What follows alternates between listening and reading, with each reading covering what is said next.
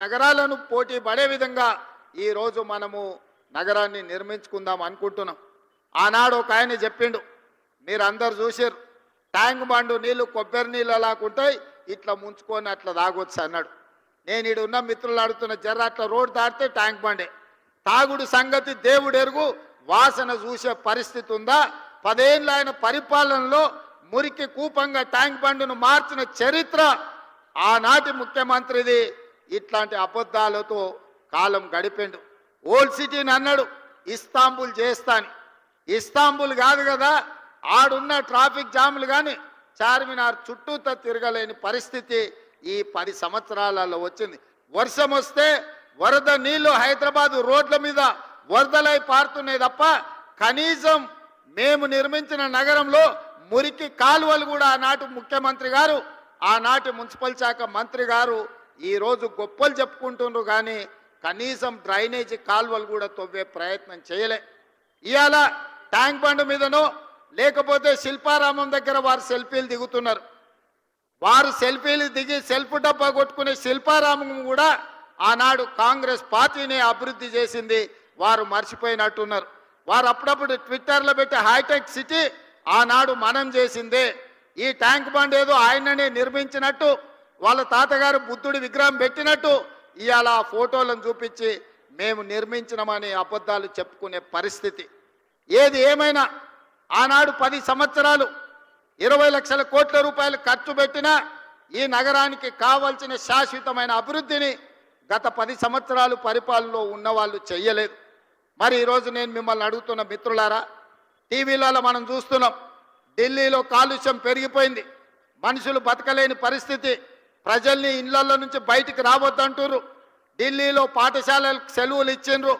అక్కడ ఉన్నోళ్ళు ఆరోగ్యం కాపాడుకోవాలంటే ఇతర నగరాలకి వలస బొమ్మని అక్కడ ఉన్న వాళ్ళు చెప్తున్నారు. స్పష్టంగా ఢిల్లీ నగరం ఈనాడు నివసించడానికి ఉపయోగపడే నగరంగా లేదు. ఢిల్లీ నగర వాసులు ఇతర ప్రాంతాలకు వలస బొమ్మంటున్నారు.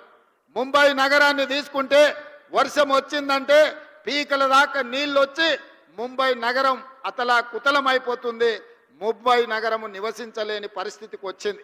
మొన్న చెన్నై మీరు చూసిండ్రు, డిసెంబర్లో వర్షాలు వచ్చి చెన్నై మొత్తం మునిగిపోయింది. చెన్నై పరిస్థితి చెప్పే పరిస్థితి లేదు. బెంగళూరులో పోతే పొద్దున ఎయిర్పోర్ట్ విమానం ఎక్కాలంటే సాయంత్రం వరకు బెంగళూరు ట్రాఫిక్లోనే ఇరుక్కుపోయే పరిస్థితి ఉంది. ఈరోజు బెంగళూరు ట్రాఫిక్ గంటల కొద్దీ రోడ్ల మీదనే, ఇంట్లో తక్కువ రోడ్ల మీద ఎక్కువ ఉండే పరిస్థితి బెంగళూరు నగరానికి వచ్చింది. కలకత్తా గురించి నేను చెప్పాల్సిన పని లేదు, మీకు అందరికీ తెలుసు. కలకత్తాలో ఉన్నంత మురికి, కలకత్తాలో ఉన్నన్ని సమస్యలు ఈ భూమి మీద ఎక్కడా లేవు. అందుకే ఈరోజు హైదరాబాద్ నగరవాసులను, తెలంగాణ ప్రజలు నేను అడగదలుచుకున్నా, ఢిల్లీ, ముంబై, కలకత్తా, బెంగళూరు, చెన్నై అన్ని నగరాలు ఈరోజు కాలుష్యం మొత్తం ఆక్రమించుకున్నది.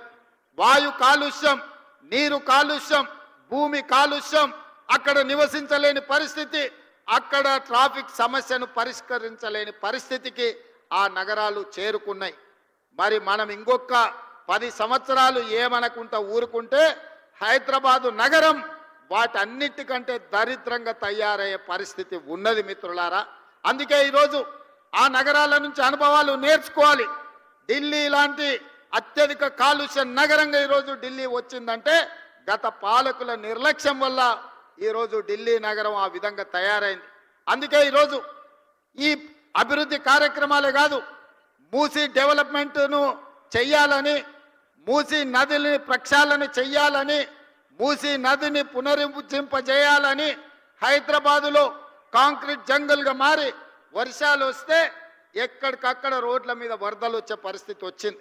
అందుకే ఆ వరదల్ని నియంత్రించడానికి రోడ్ల మధ్యలోనే ఇండ్లలో వాటర్ హార్వెస్టింగ్ పిట్టులు కట్టుకుంటే ఎట్లా కట్టుకుంటామో వర్షపు నీటిని ఒడిసి పట్టుకోవడానికి, ఇవాళ రోడ్ల మీద వచ్చిన నీళ్లను ఒడిసి పట్టుకోవడానికి వాటర్ హార్వెస్టింగ్ వెల్స్ను కడుతున్నాం. ఒక్కొక్క దగ్గర 10 లక్షల లీటర్లను ఒడిసి పట్టడానికి రోడ్డు పక్కననే వాటర్ హార్వెస్టింగ్ వెల్స్ని కట్టినాం.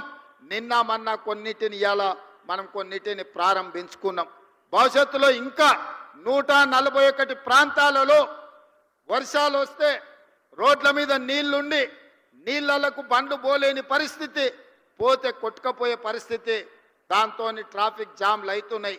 వాటన్నిటిని కూడా వాటర్ హార్వెస్టింగ్ వెల్స్ను కట్టాలని ఇవాళ అధికారులకు ఆదేశాలు ఇచ్చి ఈ నగరాన్ని ఒక క్రమ పద్ధతిలో అభివృద్ధి చేయాలి, ట్రాఫిక్ సమస్యను శాశ్వతంగా పరిష్కరించాలి అని ఇవాళ మనం ఆలోచన చేస్తున్నాం.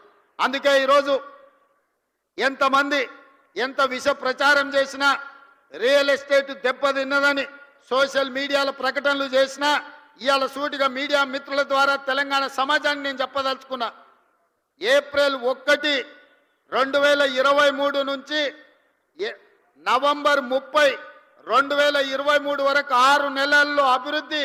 అదేవిధంగా మన ప్రభుత్వం వచ్చినాక ఏప్రిల్ 1, 2024 నుండి నవంబర్ 30 తారీఖు వరకు పోల్చినప్పుడు హైదరాబాద్ నగర రియల్ ఎస్టేట్ దాదాపుగా 29% అభివృద్ధి చెందింది. ఇది మా నిబద్ధతకు, మేమిచ్చిన అనుమతులకు హైదరాబాద్ నగరానికి రియల్ ఎస్టేట్ ఆదాయం పెరిగింది, తగ్గలేదు. ఎక్కడైనా చెరువులు ఆక్రమించుకున్నోళ్ళు, నాలాలు ఆక్రమించుకున్నోళ్ళు, ఈరోజు కుంటలను ఆక్రమించుకున్నోళ్ళ పాలిట హైడ్రా అనేది వాళ్ళ నిద్రలో కూడా కలలో కూడా వాళ్ళు ఉలిక్కిపడి లేచే విధంగా పనిచేస్తుంది. హైడ్రా మీ ఆస్తుల దగ్గరికి రాలే, మీ అనుమతులున్న నిర్మాణాలు కూలగొట్టలే, అక్రమంగా చెరువుల్లో, అదేవిధంగా కుంటలలో, అదేవిధంగా నాలాలు ఆక్రమించుకొని హైదరాబాదు నగరాన్ని అభివృద్ధిని అడ్డుకొని దెబ్బతీసి ఈరోజు ఆ నీళ్లు రోడ్ల మీదకి వస్తుంటే వాటి ఆక్రమణలు తొలగించడానికి మాత్రమే హైడ్రా పనిచేస్తుంది. ఇవాళ